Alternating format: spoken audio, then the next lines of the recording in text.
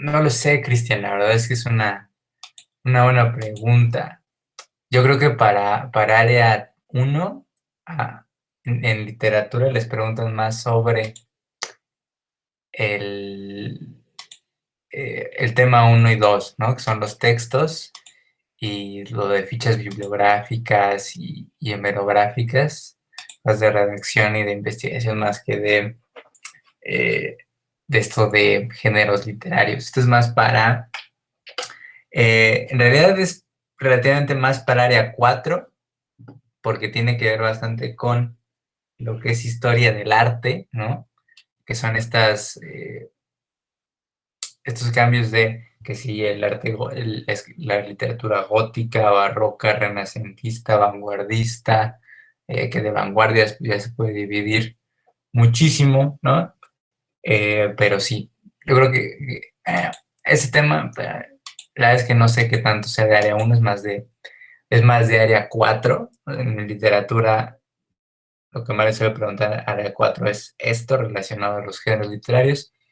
Y para área 3 si acaso se dedican a algo de letras, ¿no? Como por comunicación, si llevamos en su momento estilos literarios en los planes de estudio de las carreras, porque bueno, siempre cuando te dediques algo a las letras, pues es, quieras o no, importante esto de entender los géneros literarios, ¿no? Entonces, bueno, vamos a darle. Hoy va a ser más relax el tema, yo creo que no va a tardar apenas la horita, porque, bueno, ayer tuvimos México contemporáneo, y claro, hay unos cuantos presidentes que aprenderse de esa clase de ayer, ¿no? Entonces, para no que todos aquí se les baje too much el azúcar 2 días seguidos, porque quería ver geografía sobre política, bueno, división política actual de México y del mundo, procesos migratorios y cosillas así, pero dije, bueno, se les va a bajar el azúcar 2 días seguidos a estos chavos, ¿no? Es decir, ya ayer se aventaron unos cuantos presidentes, fue Abela Camacho, Alemán Valdés, Luis Cortines, López Mateos, bueno, López Mateos, luego fue Díaz Ordaz, Luis Echeverría Portillo, luego de la Madrid, Salinas, Cedillo, Fox, y luego los últimos que fue Calderón y el Lord, ¿no? Si me lo preguntan, sí se tienen que aprender en qué orden van esos presidentes, ¿no? Aunque creo que ayer debió haber quedado claro eso, pero bueno, es que sí, sí hay que aprenderse eso. Pero bueno, ya relacionado a hoy, va a ser un tema menos baja azúcar, es más de que hay mucha información y hay que sintetizar, sobre todo porque nos preguntan de repente quiénes son las obras representativas de ciertas partes de los géneros literarios, bueno, de la historia, de la literatura, y claro, complicado. Entonces, es más, esta clase es más no las mandé, ayer ya no lo guardé en PDF, hoy voy a mandar tanto las de ayer de México contemporáneo como las de hoy de, eh, de literatura. Voy a subir juntas hoy esas dos presentaciones. Pues bueno, vamos a darle porque, repito, este tema le interesa más a mis chavos acá de área 4 y a los que vayan a área 3 relacionado con algo con letras, ¿no? Cosas acá sobre escribir, comunicación, periodismo, ciencias de la comunicación, eh, letras hispanas, literatura dramática, algo por allá, les interesa más esta parte, no tanto a la cuestión del examen, sino de propiamente el contexto de su carrera, ¿no? Entonces, bueno, géneros literarios. Vamos a empezar primero por la tipología de los textos literarios de acuerdo al género. Nada, en derecho, ni se preocupen, ¿no? Ahí ustedes van a leer constitución, reglamentos, y eso poco de literario tiene, que al mismo tiempo es complicado, ¿no? También llevé en su momento una materia que se llama régimen legal de los medios de comunicación en México. Tienes que aventar, pues de entrada los artículos 6 y 7 de la Constitución, que es los que hablan de la libertad de expresión y libertad de prensa. Y de ahí te tienes que aventar que sí, el reglamento de salud en materia de publicidad, la ley de telecomunicaciones y radiodifusión, la ley sobre delitos de prensa, los reglamentos de publicidad, etcétera, etcétera, la ley de cinematografía, la ley sobre derechos de autor. O sea, ya les puedo decir que leyes no es precisamente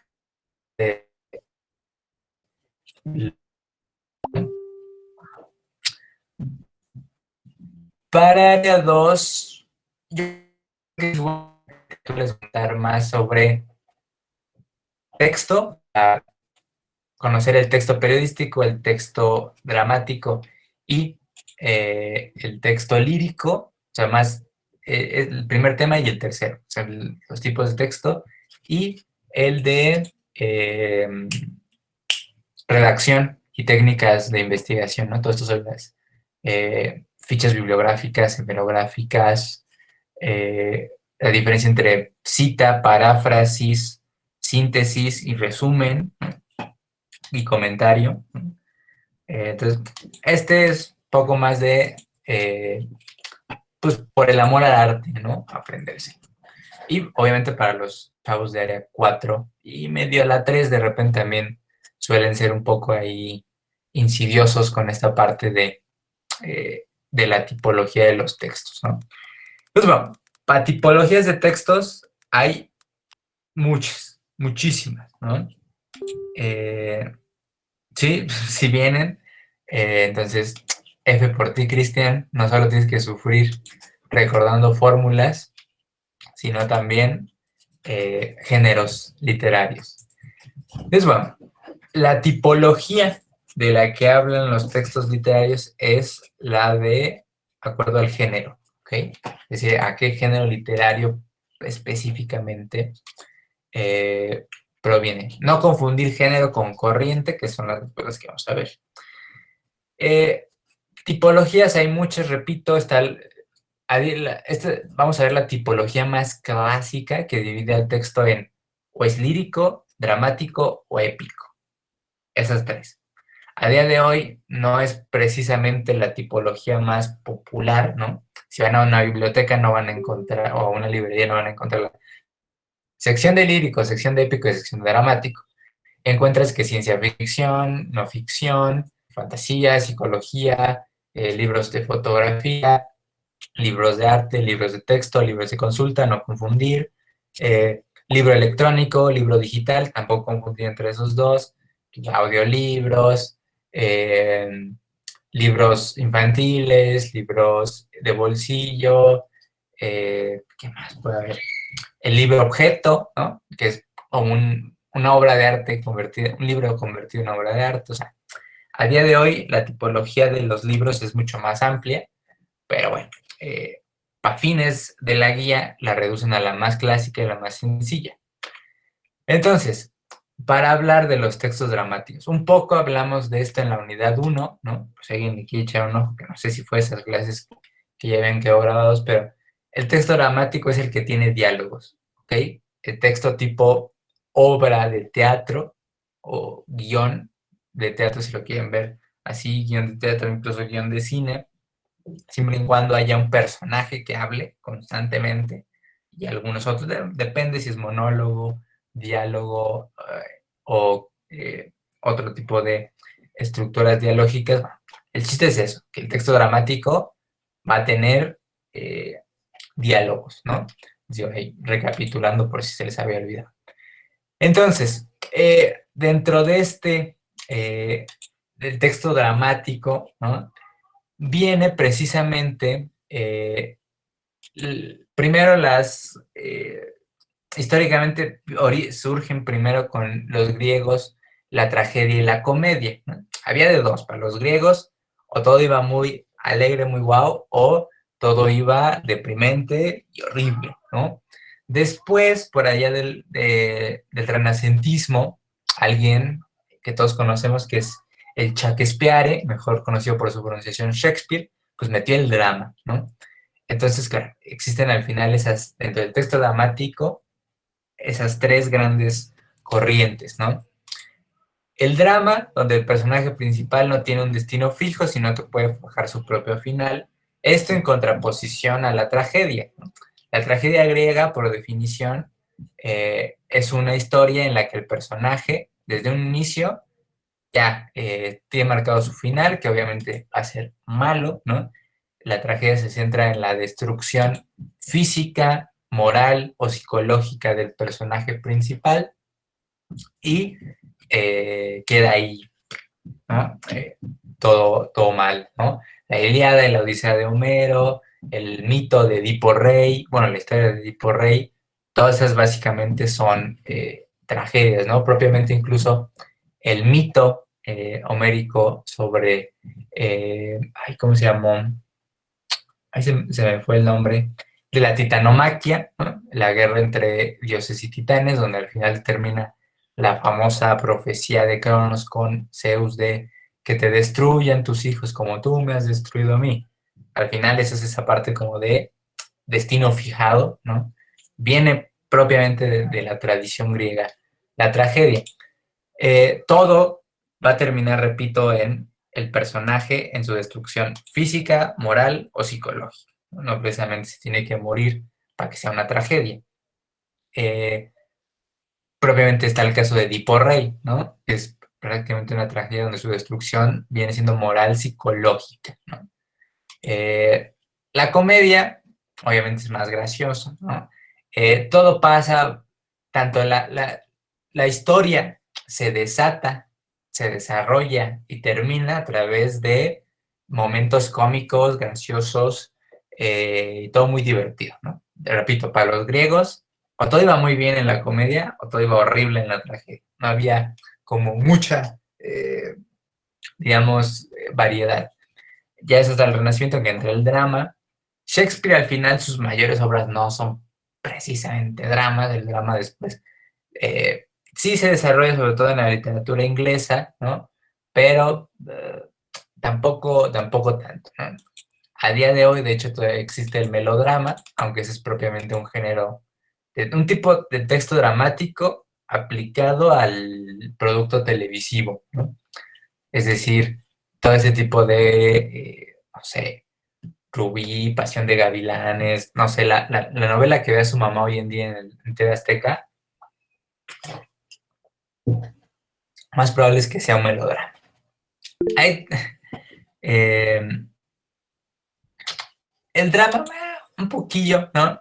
En realidad es que a día de hoy, el drama es como la historia que más te deja ser libre, ¿no? Es decir, si creas una comedia, todo tiene que tener este toque súper claro de que nada malo realmente pasa, todos son situaciones chuscas que se resuelven los problemas a través de más situaciones chuscas, o sea, como que no. La tragedia hay que ser muy, tiene este ambiente oscuro y sabes que el personaje tiene que terminar en su destrucción física, psicológica, moral. Entonces, complicado, ¿no? El drama tiene esta posibilidad de que puede tener un final agridulce, ¿no? Propiamente Harry Potter, ¿no? Propiamente la saga literaria de Harry Potter, que me ahorraré el hablar sobre la trama porque eso de los spoilers, digo, la saga, películas y libros termina hace unos cuantos años, pero nunca falta el despistado que no lo vio, ¿no? Pero quien lo haya terminado sabe que el final es agridulce, ¿no? O sea, ni todo es color de rosas, ni todo es tragedia, desesperación, muerte y destrucción, ¿no? O sea, si no es una canción pop, ni es una canción black metal, el drama, es como que ni todo es completamente oscuridad, ni todo es rosa pastel, ¿no? Entonces, es por eso que a día de hoy el drama es como, uy, lo mejor o lo más común dentro de la novela, ¿no? O de la historia, de las historias, eh, digamos, actuales, ¿no? Pues te da esa libertad de que pues, puede terminar bien, puede terminar mal, medio bien, medio mal, más mal que bien, más bien que mal, es como un poquito más flexible en ese sentido el drama. Una manera muy fácil de distinguir a través de los personajes es, en la tragedia el personaje es mejor que tú, ¿no? Es decir, son personajes muy morales, muy perfectos, que se van corrompiendo poco a poco, ¿no? Y entonces como que, o sea, son personajes que puedes decir, no, este güey es muy perfecto, ¿eh? Uy, uy, uy, ahí, spoiler, digo, yo sí lo vi, pero, no sé, alguien que justo iba en ese libro y de repente, maldita sea, ¿no? Digo ahí, F por el que le metieron spoiler sin querer, pero bueno, no es culpa mía, yo lo intenté, quejas directamente con Brandon. Entonces, bueno, el personaje de la tragedia es mejor que nosotros. El personaje de la comedia es peor que nosotros, ¿no? Es un personaje tipo Cantinflas, personaje tipo Capulina, ¿no? De ese cine de oro, ¿no? Donde el personaje es demasiado estúpido y todos decimos, no, es como es que este güey. Eh, es así, ¿no? El personaje es peor que tú y no tiene las condiciones morales, psicológicas que lo puedes llevar. Y el drama eh, tiene ahí una cosilla medio ambiguona, ¿no? Porque como que ni es completamente mejor que tú, ni es peor que tú, pero tampoco es igual que tú.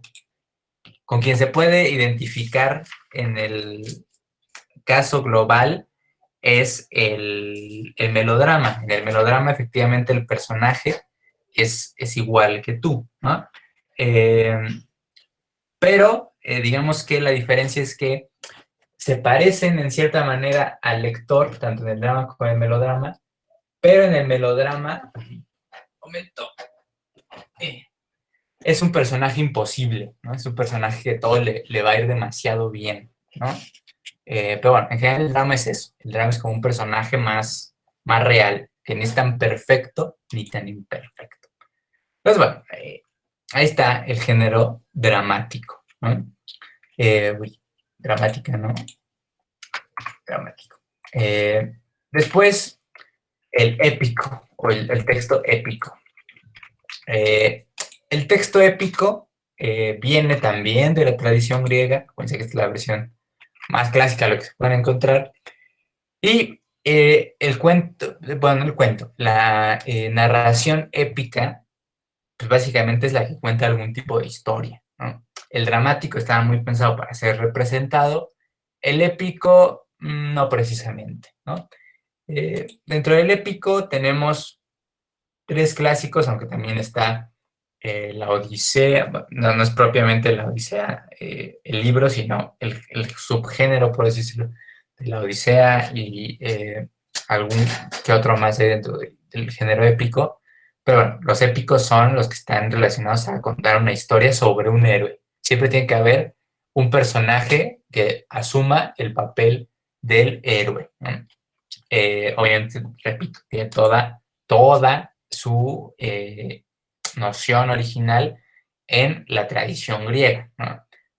Semidioses a lo tipo, bueno, teóricamente para los griegos era Heracles, ¿no? Todos lo conocemos por su versión de los romanos, Hércules, ¿no? Se llamaba Heracles porque significaba que honor a Hera, algo así, pues era. Pero bueno, los tres clásicos del género épico es la novela, ¿no? El cuento y la fábula. Vamos a empezar con la que no tiene tanta relación entre los demás, que es la fábula, ¿no?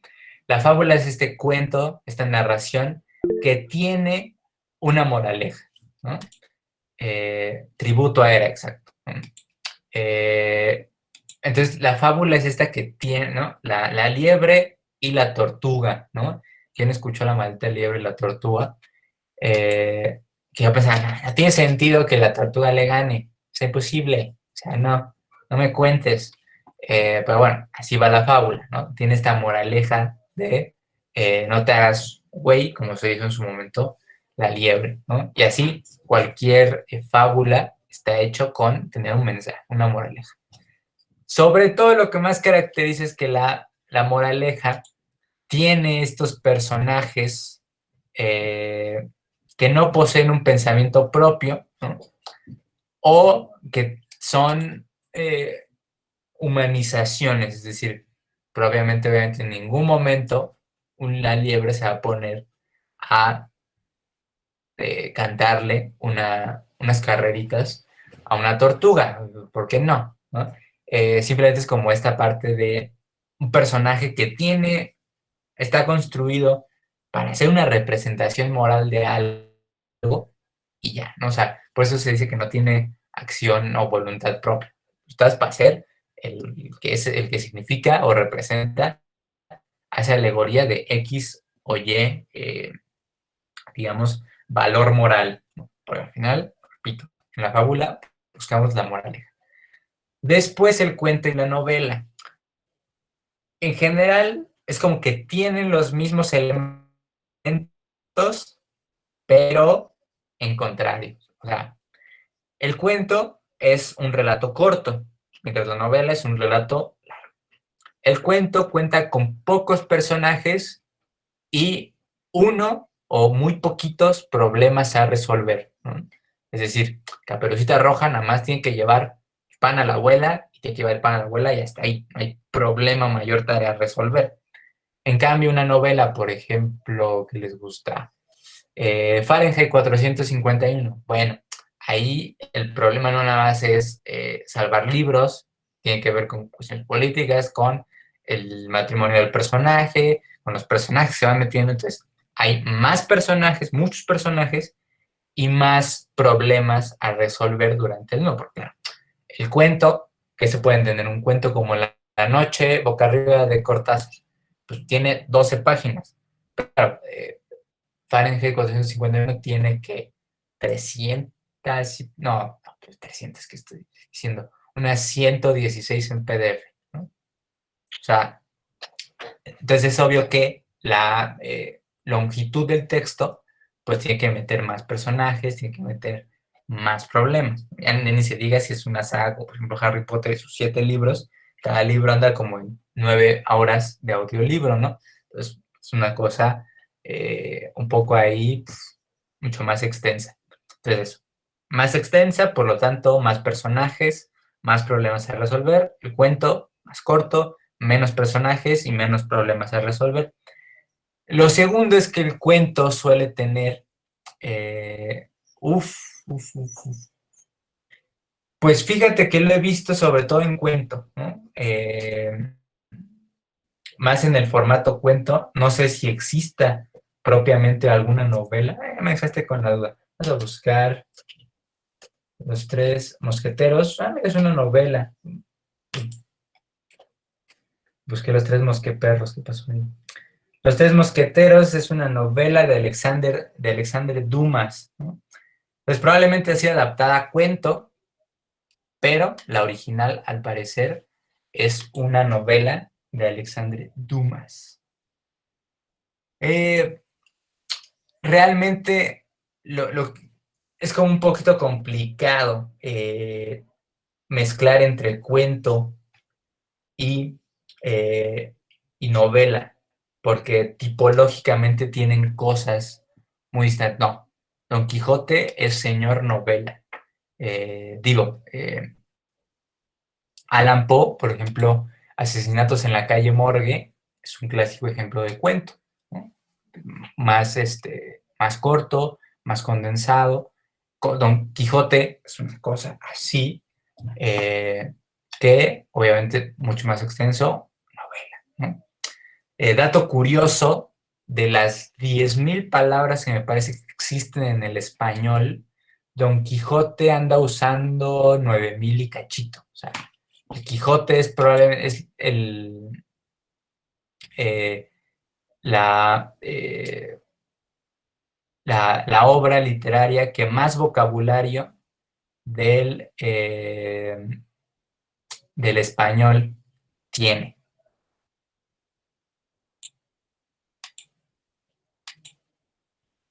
¿no? Entonces, digo, ahí queda el dato curioso para la posteridad. Pues bueno, la novela, para finalizar, tiene tensión que va variando alrededor de la obra. O sea, imagínate que durante ¿qué te gusta que tenga? 700 páginas del Quijote, pues es imposible que la tensión sea constante y siempre hacia arriba. No se puede, ¿no? O en general ninguna obra, novela. El Camus con El extranjero de Camus, o García Márquez y Cien años de soledad, o propiamente incluso Crónica de una muerte anunciada, que también es de Marx, aunque es una crónica, pero es bastante extensa. O, pues, ¿qué les gusta? It, de Stephen King, El infierno, de Brown, Moby Dick, ¿no? Cualquier obra de Dumas, o sea, quien quiera, pues no puede ir constantemente. Pequeño Sarmiento también es novela. No pueden ir constantemente en tensión. Tiene que ir como creciendo, bajando, no se puede mantener siempre. El cuento, como es más corto y solo hay un problema a resolver, puede ir en tensión constantemente. Es decir, Caperucita Roja. Tensión nula cuando va caminando. De repente se aparece un lobo, sube tensión. De repente toma el camino más largo, sube tensión. De repente el lobo, pues se destaza a la abuela, se la come y se viste. Más tensión. De repente él, qué ojos tan grandes tiene abuela, más tensión. Y de repente la anda persiguiendo, más tensión. De repente el, el leñador llega, se chinga al lobo, adiós tensión. Y ese es el último punto del cuento, tiene un final sorpresivo, ¿no? El final, o sea, ¿en qué momento te dijeron que había un leñador en el cuento de Caperucita? En ningún momento. Apareció el final, por un guionazo, la Caperucita no se la comieron de 2 mordiscos. O sea, tiene este final sorpresivo, termina un poco ahí de la nada, ¿no? Aladín en las mil y unas noches le corta la cabeza al brujo y salva China y Arabia. Entonces, eh, ¿no? Entonces, sí, en general va hacia allá. Sí, Caperucita Roja en menos de un minuto, efectivamente. Eh, entonces, bueno, como pueden ver, el cuento siempre va a terminar como muy brusco y la novela no. La novela, como va, tiene un problema general que se tiene que resolver, pero va resolviendo pequeños mini problemas que van desenredando hasta resolver el problema principal. Entonces es un final progresivo, no es algo que de la nada, ¿no? No de la nada Harry Potter dijo, ah, mira, aquí hay una escopeta, le mete un headshot a Voldemort y adiós, ¿no? No termina tan sorpresivo que digo, yo si hubiera sido Harry Potter, dejen las varitas, pasen a las metralletas que ya estaban en el 1900, no, en los 90, como para dejar esta parte, ¿no?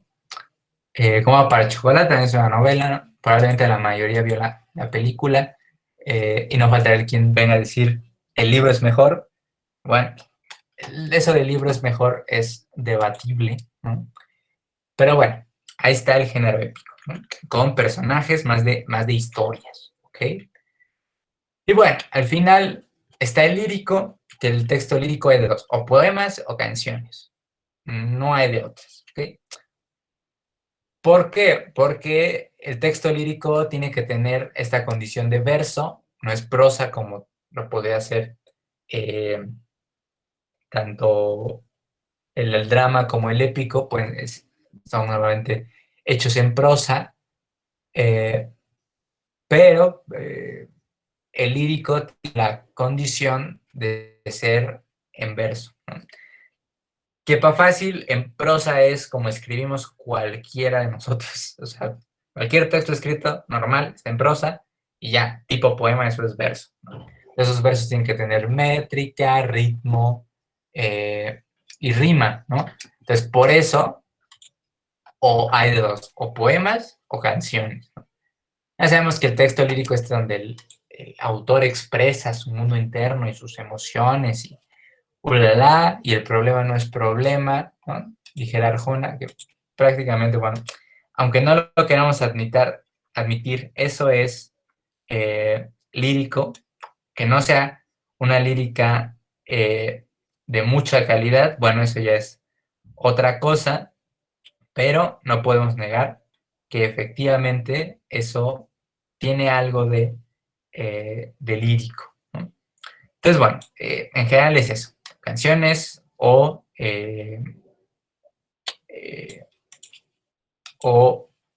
poemas. Ahí no hay tanta complejidad, ¿ok? Y dudas con esto de los distintos géneros: dramático, épico o lírico, o todo cool, todo nice. Todo bien, profe. Okay. Pues ahora sí, vamos con ya la parte que no hay tanto que entender. O sea, el de los géneros sí es como más de, ok, ¿cómo diferenciamos entre uno y otro? Este es más la evolución de los géneros literarios. Un breve resumen de la historia del arte, que más bien, más que historia del arte, yo la llamaría la evolución de las corrientes literarias. Como que algo no cuadra con Arjona. Bueno, muchas cosas no cuadran con Arjona, pero para grandes rasgos hace poemas de arte menor, que es esto cuando, por ejemplo, Sor Juana hace arte mayor, versos son de 12 sílabas poéticas, y Arjona hace de versos de arte menor que tienen 8 sílabas poéticas. Aparte de que mientras Sor Juana sabía usar como 100 figuras retóricas distintas, Arjona se quedó un poco ahí clavado con la paradoja, y el problema no es problema, cómo sacarle la pestaña a algo que nunca tuvo ojos, ¿no?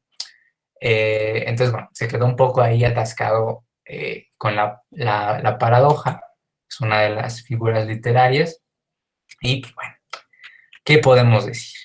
Ahí se nos quedó atorado el buen Arjona. Pues bueno, géneros literarios, ya de corrientes literarias, hay muchísimas, pero resumo las que suelen venir en las guías, y lo más importante es que, aunque de un lado voy a poner varias obras representativas de esos periodos, pues la que va a ser la imagen va a ser la obra que se toma normalmente, comúnmente, como la más representativa de estas corrientes. Entonces todo inicia con la literatura antigua, que es la que tiene características religiosas, ¿sí? El Gilgamesh de Mesopotamia, la Biblia de los hebreos, el Corán, ¿no? De los musulmanes, el libro de los muertos de los egipcios, la hindú, que tiene el Mahabharata y el Ramayana, ¿no? Es eso. Repito, la más común es la Santa Biblia, todo el Antiguo Testamento de origen hebreo, y es eso. Contiene características religiosas, épicas, hazañas heroicas y nacionalistas. Tiene que manejar el destino del hombre. Entonces, la literatura antigua son todos los textos en los que se basaban las religiones antiguas. Eso incluye los mitos homéricos, sí, pero no. Incluye los mitos homéricos en el sentido de que eran historias épicas que tenían la idea de sentar bases del comportamiento humano, pero en temporalidad ya no tanto. O sea, por poquito quedan, pero digamos que propiamente los mitos homéricos al final simplemente son una antología de mitos. O sea, Homero no inventó esos mitos. Homero lo que hizo fue recoger los mitos que existían y escribirlos, que se repartían de forma oral. Entonces, bueno, los mitos homéricos van a quedar un poco ahí en la deriva, ¿no? Sin ser propiamente literatura antigua, pero tampoco la que sigue, que es la literatura clásica. Entonces, Biblia, Corán, el Gilgamesh de Mesopotamia, libro de los muertos egipcios, todo eso, literatura antigua, de carácter religioso. La literatura clásica, ahí es donde los griegos son amos y señores, en la literatura clásica. Sobre todo, el buen Homero con la Ilíada y la Odisea, ¿no? Ya principalmente lo que son los griegos y los romanos, ¿no? La Eneida, ¿no? De Virgilio, de los romanos la Chida, ¿no? Pero al final, en realidad, los que salen ahí representativos mayor es Homero. Homero con la Ilíada y la Odisea, puro griego power, ¿no? Está el rey de Sófocles o fábulas de Sopo o el Medea, perdón, de Eurípides, entre otras que existen, pero en general Homero con su Ilíada y la Odisea son los amos y señores de la literatura clásica, ¿no? Ya que viniera muy pesado, les preguntarían sobre la Eneida, ¿no? de Virgilio, pero tampoco hay que hacerle tanto caso. Sobre todo, literatura clásica, Homero, ¿ok? Eh, Luego está la literatura medieval, ¿no? Del siglo V al siglo XV, 10 siglos, que es lo que conocemos normalmente como la corriente gótica, ¿ok? Ya saben, el arte gótico fue este arte que surge durante la Edad Media Alta, con el fin de todo tener mucha connotación católica, ¿no? Religiosa sobre todo. Entonces, bueno, la época medieval, el famoso oscurantismo regido por la Iglesia Católica, se ve reflejada sobre todo en la creación de... El mayor arte de la época realmente fue la arquitectura, ¿no? La creación de catedrales como Notre Dame, París, entre otras, ¿no? Son como... Las catedrales son lo chido, ¿no? Sí, o sea, yo les sugeriría que si van a anotar, anoten la que es la imagen, o sea, anoten la representativa chida, ¿no? Las demás, de todos modos, se las voy a pasar, no se preocupen, pues, sé que hay demasiados libros aquí, ¿no? Pero ustedes relax, quédense principalmente con la que esté ahí en la imagen, que es la más representativa de, de esa corriente, ¿no? ¿Qué imagen pusiste en la anterior? Perdón. En la anterior, la clásica es la Ilíada y la Odisea de Homero. Cualquiera de las dos son válidas, ¿no? Son las representativas de la literatura clásica. ¿Okay? Entonces, bueno, ahora sí, siguiendo con la medieval, bueno, todo tiene este toque religioso de enaltecimiento, digamos, de la imagen de Dios, ¿no? Que se ve en todo el arte. La pintura gótica, ¿no? No es precisamente muy realista, ¿no? Si se meten a buscar pinturas de orden, de corriente gótica, pues, ¿qué le vamos a hacer? Tampoco eran precisamente los mejores. Los conciertos de Brandenburgo de Bach, ¿no? Son ejemplos de música gótica. Yo repito, las catedrales como Notre Dame o París, las señoras de la arquitectura gótica, y dentro de la literatura, quien destacó fue sobre todo Dante Alighieri con su famosa La Divina Comedia, ¿no? Es la chida, ¿no? Ahí el Alighieri se avienta este texto,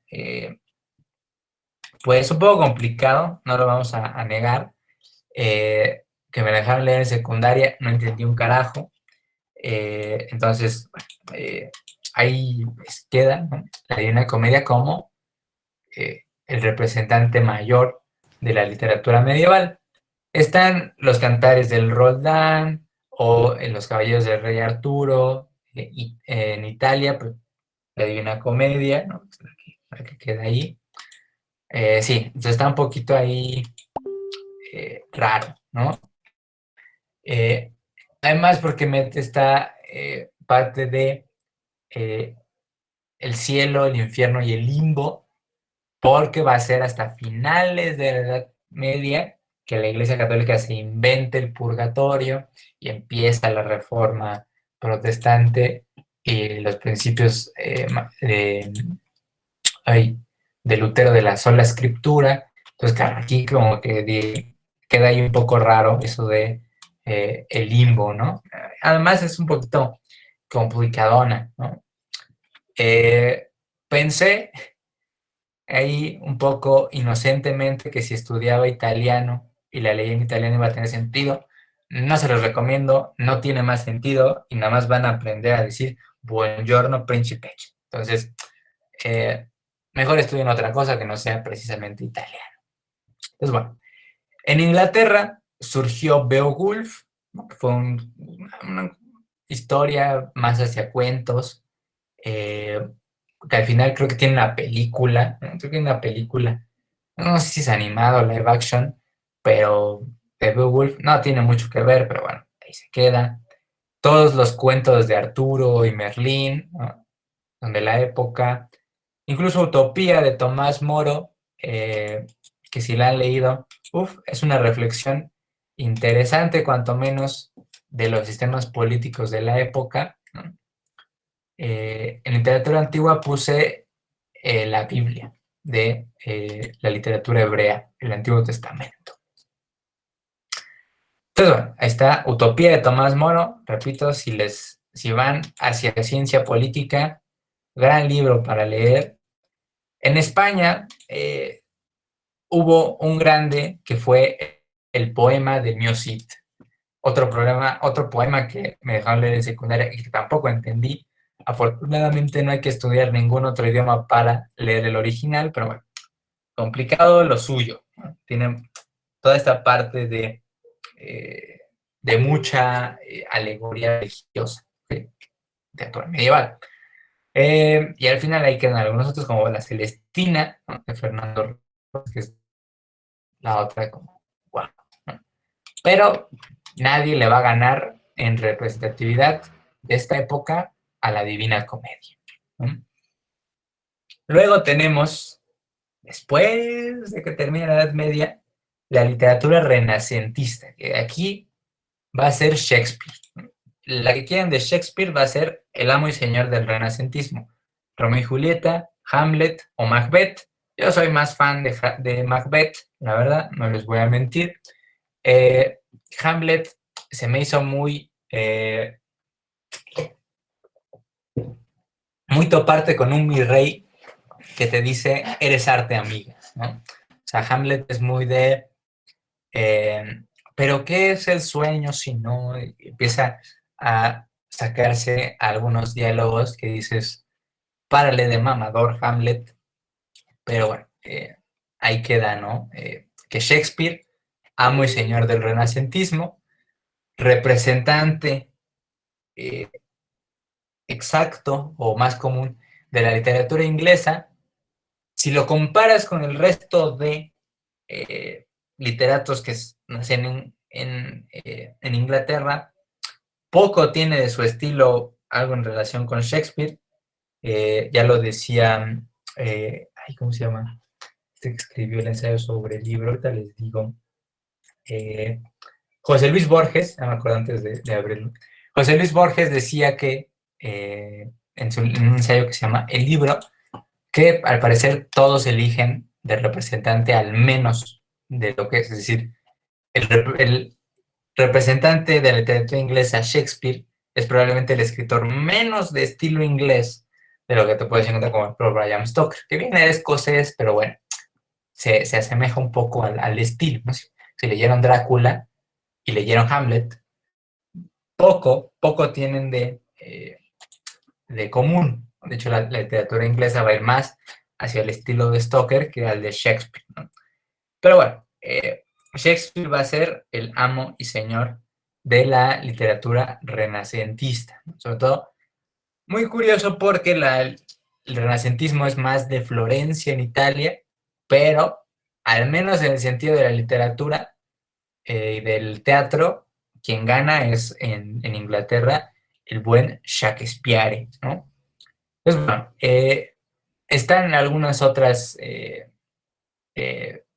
obras como el Decamerón, ¿no? De Giovanni Boccaccio, que la verdad es que no sé precisamente por qué le decimos Boccaccio, si en teoría sería Boccaccio, pero bueno, al parecer ahí hay alguna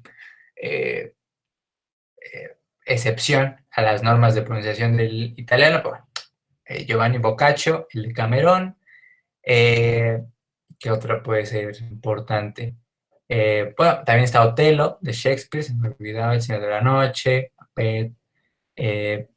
repito, Shakespeare, amo y señor del renacentismo. El Lazarillo de Tormes, que es otro que me dejaron leer en la secundaria, que nunca terminé, está horrible. Ese es español, ¿no? Y que a los que les latió Historia de México, 400 páginas que son una joyita, la verdadera historia de la conquista de la Nueva España, de Bernal Díaz del Castillo, que siempre vemos a las crónicas de épocas después en la recreación. A este carnal le toca en vivo y en directo. Es una manera interesante de ver. De hecho, si alguien lee con libros de Play Libros, ¿no? Los que vende la tienda de Google, yo recientemente lo compré, estaba en oferta a 20 varos, 19.97, una cosa así, o sea, 400 páginas, 500 páginas por 20 varos, fue un ofertón que no pude resistir, ¿no? Entonces, ahí les paso el tip, ¿no? Por si les interesa, sobre todo el periodo de la conquista. Quédense con que Shakespeare, ya sea Hamlet, Romeo y Julieta, El Señor de la Noche de Verano, Macbeth u Otelo. Otelo todavía no tengo la oportunidad, ahí lo tengo, pero de momento yo me quedo de la obra de Shakespeare con Macbeth. Entonces, bueno, después el renacentismo surge un poco ahí en aras de la revolución, donde la reforma protestante de Lutero y el barroco, por el contrario, viene de la contrarreforma, de esta idea de ahora reivindicar el lugar de la Iglesia Católica. Propiamente no llega exactamente así, con un toque católico y religioso a la literatura, pero sí que toma las características de la arquitectura y la pintura, que es esta cosa que el barroco es súper cargado de ornamento, de detalle, de muy, o sea, con demasiado adorno, ¿no? Too much pal body, ¿no? Eso lo toma y se vuelve una literatura muy cargada, ¿no?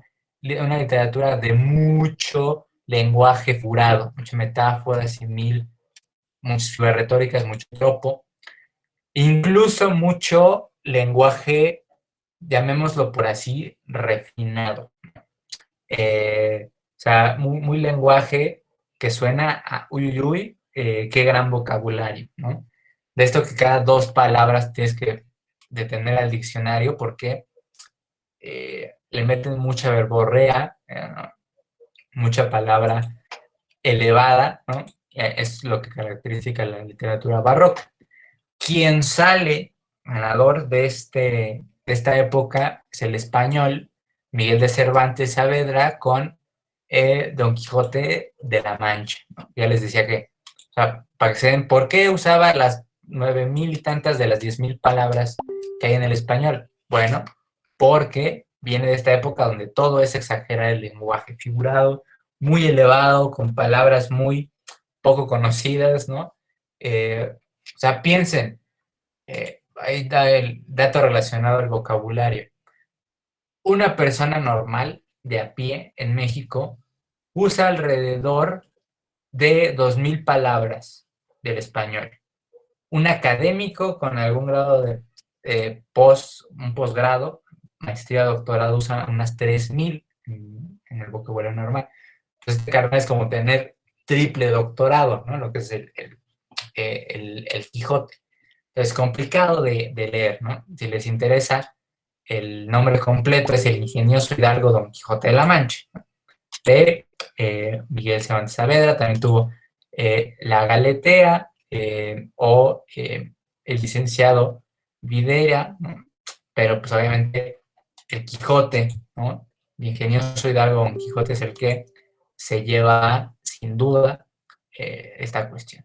También está Luis Góngora con la fábula de Polifemo y Galatea, pero nada le llega ni a los talones de lo que al final va a ser Miguel de Cervantes y su Quijote. También de repente ahí está Lope de Vega, o Ruiz de Alarcón, pero, o Necios, ¿no? Dentro de la literatura, si nos vamos más a México, aunque tenía más origen español, bueno, Sor Juana y sus hombres necios que acusáis a la mujer, bueno, eso es literatura barroca, ¿no? Entonces, bueno, después del barroco se pone un poquito más interesante la cosa con la literatura neoclásica, ¿sí?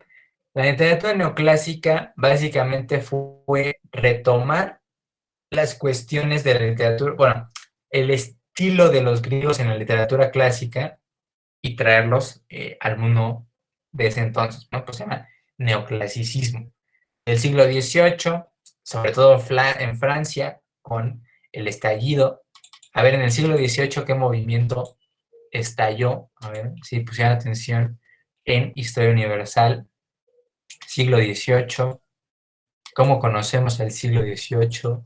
¿Qué movimiento estalló durante el siglo XVIII?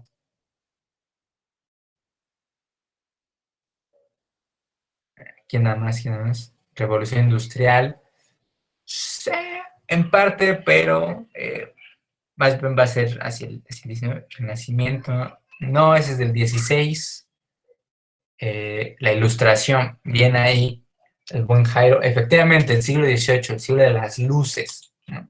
Entonces, claro, otra vez está traer a los clásicos de la literatura y del arte, pues, propiamente. Baliu, con su arte y poética, es de las más conocidas, pero el que queda más así, a grandes rasgos, son dos. Molière, con Las Preciosas Ridículas, que es la primer comedia moderna en el teatro, que si no la han leído, no hay pierde. De hecho, creo que incluso está por ahí en alguna plataforma de la UNAM, en Molière. Tampoco crean que todo, porque cuando tienes algunas amigas que estudian francés, pues te pueden decir, ¿no? Que no se dice Boileau, sino Boileau, ¿no? O que te andan corrigiendo cuando dices Voltaire y te dicen, no es Voltaire, es Voltaire. Sí, también se dice croissant y no voy a ir por la vida diciendo, me das un croissant. Piérdanle el miedo a pronunciar autores, ¿no? Molière, ¿no? Si nos queremos poner muy francés, Molière escribe Las Preciosas Ridículas y repito, no tiene pierde. De hecho, creo que pueden ver incluso la obra, ¿no? Porque es escrita como un guión de teatro. No tiene pierde Las Preciosas Ridículas.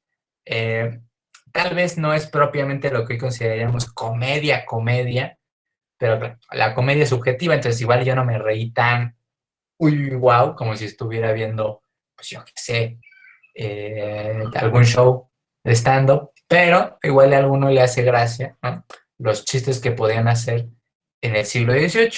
Entonces, tanto que la quieran leer, creo que de hecho por ahí la tengo en PDF, por si quieren, y además la tengo, yo creo que por ahí en alguna plataforma de la UNAM está incluso tipo audiolibro, ¿no?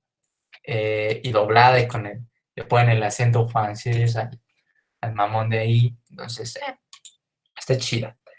La enciclopedia de Diderot y d'Alembert, ¿no? Son otros que hemos visto. Bueno, esto es más de historia que de literatura, pero bueno, ahí queda como una de las. De hecho, aquí me doy cuenta que está el nombre completo. El Jean-Baptiste Poquelin, reconocido por su nombre artístico, ficticio que se puso para escribir, que era Molière. Fígaro con el Bárbaro de Sevilla, bueno, esa no es tan conocida.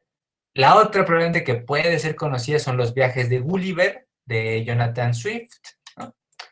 Entonces, Molière y Gulliver probablemente sean, bueno, Preciosas Ridículas y el viaje de Gulliver sean las obras más representativas de la literatura neoclásica.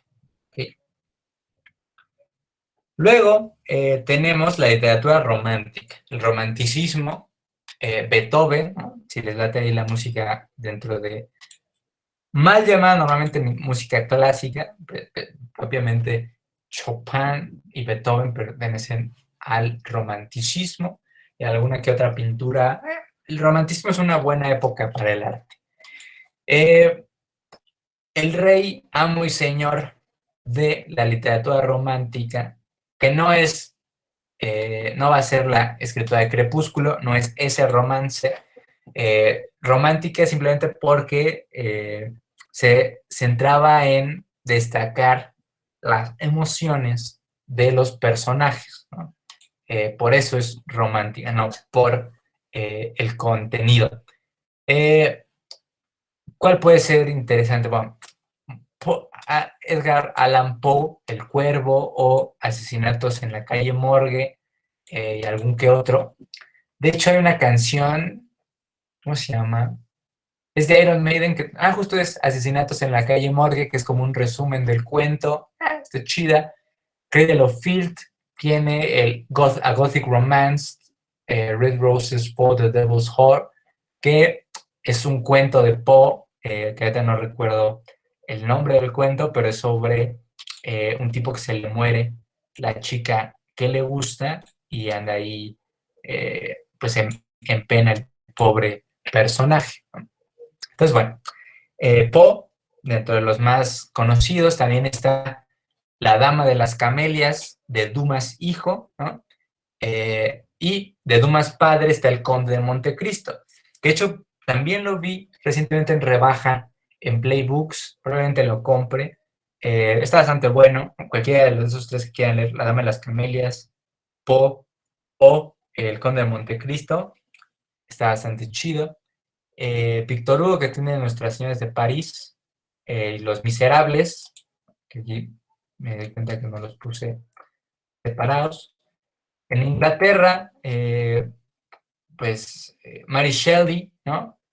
Con Frankenstein, ¿no? O sea, repito, el periodo romanticista, señor periodo para el arte, ¿no? ¿Qué más puede haber? Moby Dick, de Herman Melville, ¿no? Que probablemente sea eso. Y El Cuervo y Narraciones Extraordinarias de Allan Poe. Entonces, aquí hay un poco más de obra. Yo la resumiría en la obra de Poe, sobre todo el famoso El Cuervo y Narraciones Extraordinarias. Moby Dick, de el buen Herman Melville, y Frankenstein de Mary Shelley. Yo diría que son los tres wow, ¿no? De el periodo romanticista, al menos en cuanto a la literatura, ¿no? Después de la literatura romanticista del siglo XIX, viene también a finales del siglo XIX el realismo y el naturalismo, que suelen ser medio confundidos y es un problema importante. El realismo simplemente se complace relatar la realidad, ¿no? O sea, muestra a los personajes en aspectos comunes, ¿no? O sea, no es, por ejemplo, Molière y las Preciosas Ridículas, que es la narración de la vida cotidiana, por así decirlo, de la alta esfera aristocrática de Francia, ¿no? Básicamente, las Preciosas Ridículas son como una obra de mis reyes, como pretos en aprietos, pero con mis reyes, ¿no? Mis reyes en aprietos, eso es las Preciosas Ridículas de Molière. Aquí, más que nada, va a ser un personaje que no pertenezca a las esferas favorecidas en un contexto más normal. O sea, son personajes más, diríamos coloquialmente, de a pie, ¿no? Son personajes más comunes, sin pertenecer a grandes, ¿no? Por ejemplo, sin ser héroes griegos, ¿no? Son descendientes de malditos dioses, ¿no? O sea, es más como, sí, descendientes Don Pedro, ¿no? O sea, tienen ese sentido, ¿no? García Márquez, ¿no? Si les preguntan sobre realismo mágico, es García Márquez. O sea, si preguntan quién es el mayor representante de el realismo mágico, específicamente el realismo mágico, es García Márquez, no hay otro canal, ¿no? lo común en la sociedad, exacto, ¿no? Por ejemplo, Cien años de soledad no es la historia de una familia súper guau, ¿no? Es más una historia de revuelta, no les voy a mentir. Dato curioso, Cien años de soledad tiene una frase, que no recuerdo en qué parte del libro es, pero es de las frases más largas de la literatura. O sea, habíamos visto que una oración tiene complemento y sujeto y no sé qué. Este carnal, en una oración, una frase, se avienta 154 palabras, ¿no? Pues ahí lo dejo como un dato curioso de Cien años de soledad. Yo voy a ser sincero, tengo ahí un pleito jurado con García Márquez porque a veces escribe muy chido como en Crónica de una muerte anunciada, o ¿cómo se llama? El capitán no tiene que, ¿cómo se me fue ay, el nombre? El general, no, bueno, se me olvidó el nombre. A veces tiene obras que me gustan mucho y luego está Cien años de soledad que nada más no la aguanto, pero lo voy a tener que leer para este semestre, entonces, F. Ahorita entramos también ahí, nos metemos ahí más con la literatura hispanoamericana, ¿no? Ahorita estamos hablando más del realismo y naturalismo. Del realismo, el hombre en un contexto normal, las personas en un contexto X. El naturalismo se centra en aspectos psiquiátricos, psicológicos de la persona, ¿ok? El naturalismo se queda muy en la persona es incapaz de cambiar. O sea, los personajes naturalistas tienen una característica psicológica que se va a quedar ahí y que no va a cambiar y va a intentar cambiar, no va a poder. El mayor representante del realismo mágico, Márquez, y del naturalismo en general en México, por ejemplo, sea Federico Gamboa, con su novela Santa. Que por si les interesa, así sinopsis, Santa es la historia de una mujer que durante el periodo porfiriano eh, se ve forzada o en la necesidad de iniciar a trabajar en un burdel, ¿no? Y de ahí se desarrolla todo el personaje.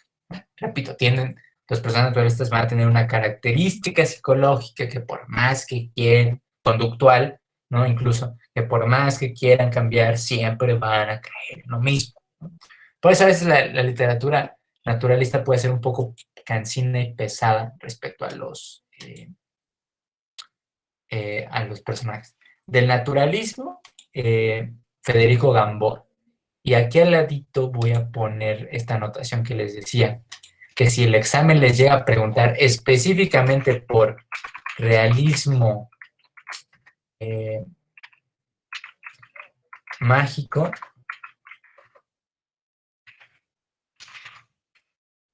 no hay cambio, siempre va a ser García Márquez. Siempre, siempre. Para el realismo, tal vez sea en general, puede ser Tolstoy, ¿no? Con la guerra y la paz, probablemente sea lo más común, ¿no? También está, por ejemplo, a este ruso Dostoyevsky, ¿no? Que tiene, por ejemplo, uno que aquí está Crimen y Castigo, los hermanos Karamazov, pero a mí particularmente lo que es, no recuerdo cuántos tomos son, pero los demonios de Dostoyevsky, son un poquito más de mi agrado, pero Dostoyevsky también es un representante. ¿Qué otro puede ser? Santa Federico Gamboa, ¿no? Sí, yo diría que sí, queda por ahí, ¿no? Bien que sea Tolstoy o Dostoyevsky, el que quede como el señor representante del realismo un poco más general. Pero normalmente siempre preguntan más sobre el realismo mágico que que propiamente del realismo en general, porque el realismo mágico significa Gabriel García Márquez. Ahí no hay cambios. Antes de pasar a la literatura hispanoamericana, vamos a terminar con el modernismo a finales del siglo XIX, que Azul de Rubén Darío es el amo y señor. De hecho, es la primera corriente que surge en América, ¿no? Y el primer libro de esta cuestión es Azul, ¿no? Del propio Rubén Darío. Entonces, por eso la ponemos como señora representante, esta obra, del modernismo. Está Rubén Darío, Amado Nervo, ¿no? Que suele ser entre los más comunes, ¿no? Rubén Darío y Amado Nervo como los mayores representantes del modernismo. Tampoco hay tantos, está Horacio Quiroga, José Enrique Rodo, ¿no? José Martí, pero señores, Rubén Darío y Amado Nervo respecto al modernismo. Sobre todo Azul, que es como la obra que inicia el modernismo. Y ya para finalizar esto, solo nos queda la literatura hispanoamericana contemporánea, que aquí el señor Gabriel García Márquez y sus 100 años de soledad son, si bien parte del realismo dentro de los autores hispanoamericanos, pues como que piensas directamente en Gabriel García Márquez. También está Desesperada de Pablo Neruda, y se quieren poner muy poéticos, o Los Amorosos de Jaime Sabines, si quieren andar por la misma onda. Pedro Páramo de Juan Rulfo, si ya les interesa una cosa más literaria. ¿Qué otro puede ser? El coronel no tiene quien le escriba, es el que se me había olvidado el nombre. Ahí está. Postdata, ¿no? Si les gusta más Octavio Paz, ¿no? Si son más de buscar algún premio. Octavio Paz es premio Nobel de Literatura, si no mal recuerdo. Que de hecho, de Octavio Paz, por ahí tengo, y súper recomendado, El laberinto de la soledad. Señor libro de ensayo. O sea, son, creo que 7, 8 ensayos, que de ahí de los más destacados es el 4, que es Los hijos de la Malinche, que habla sobre las construcciones sociales en las que se basa el México actual, cimentado en sus relaciones formadas durante la conquista. Es un ensayo, chulada de ensayo, Los hijos de la Malinche, ¿no? Ahí tengo el PDF, seguro les paso también El laberinto de la soledad de Octavio Paz, porque señor libro de ensayo, que es el libro de El laberinto de la soledad. ¿No? Entonces, Octavio Paz, García Márquez y Juan Rulfo, como los señores, amos y señores. Y bueno, Carlos Fuentes también, ¿no? Aquí hay mucho más, Benedetti, Luis Borges, aquí hay una cantidad importante de autores. Resumiéndolo unos 3, ya parezco Lolita Ayala, ya se fue. Yo lo resumiría a 3 autores. Como, como Márquez ya se quedó en el realismo, podemos meter a lo que sería Juan Rulfo, a Octavio Paz, y ¿qué les gusta? Julio Cortázar me tienta. Yo creo que metería Octavio Paz, a Julio Cortázar, Julio Cortázar, y a Juan Rulfo, que eran los 3 de la literatura hispanoamericana. Si no conocen a Julio Cortázar, aquí está Rayuela y Bestiario, que son sus libros. Si le quieren entrar más al cuento, métanse a La noche boca arriba de Julio Cortázar. De hecho, ya acabamos, Karime, no te preocupes, ya nada más esta es la parte donde echamos aquí un poco el chismecillo, ¿no? Entonces, relax. Entonces así quedarían los géneros literarios o las corrientes literarias con sus mayores exponentes Repito, no es propiamente un tema muy complicado, pero, claro, catalogar todas las obras, bueno, no todas las obras, pero obras importantes y ponerlas en cada uno, saber cuál es el que consideramos como el más representativo, es realmente lo complicado. ¿Dudas de momento con las corrientes literarias?